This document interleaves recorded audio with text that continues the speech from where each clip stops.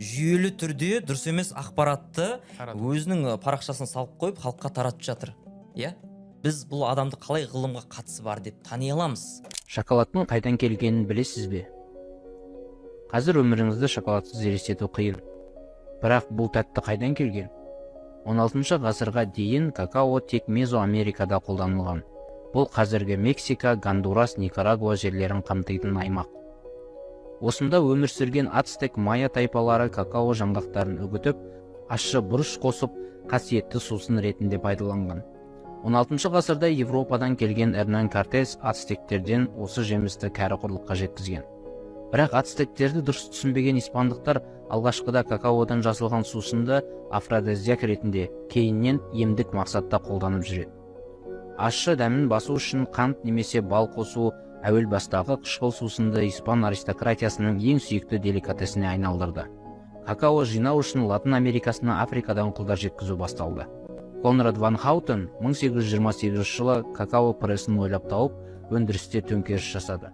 Осы қондырғымен какао майы мен ұнтағы алынды.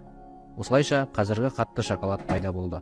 Көп өтпей швейцариялық Дэниел Питер какао майы мен ұнтағына құрғақ сүтті қосып, сүтті шоколад жасады. Шоколадтың көпшілік тұтынатын өнімге айналуы оған деген сұранысты арттырды. Латын Америкасынан какао жаңғақтары Африкаға әкелінді. Какао тек экватор маңында өседі. Оны жинау үшін ұзақ уақыт құлдар қолданылса, әлі күнге балалар еңбегін заңсыз пайдалану жалғасып келеді. Біз білетін ең танымал тәттінің құлдау тарихы осындай. Шоколадтың тарихына қатысты айтып жатыр. Бұл жерде де қате ақпарат бар, дезинформация. Өзіңіз талдап өтсеңіз. Жақсы. Жалпы бұл видеода қарайтын болсаңыз, мән беріп, видеоның басында шоколад 16 ғасырға дейін, какао, нақтырақ айтар болсақ, 16 ғасырға дейін тек Мезоамерикада қолданылған деген, жаңа Гондурас, Никарагуа елдері ғой енді. Біз білеміз Мезоамерика. Нақты тек деп айтты, қазір бір ашып жіберейік. Бір ашып жіберсеңіз, Шоколадтың қайдан тек деген сөз болса, only. Қазір өміріңізді шоколадсыз елестету қиын. Бірақ бұл тәтті қайдан келген?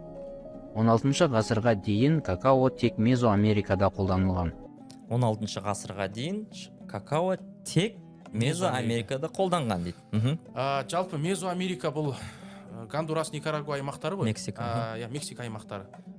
Бірақ бұл ақпаратта қате ақпарат, дезинформация өкінішке орай. Себебі 16 ғасырға дейін какао қолданылған. Енді мен сізге осыны нақты фактпен жеткізейін.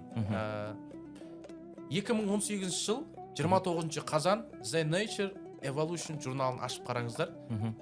Мен жылымен айтып отырмын. Мақаланы ашып қарасаңыз, сол жерде какаоның жалпы тарихына байланысты айтады. И бір қызығы осы жерде. Сол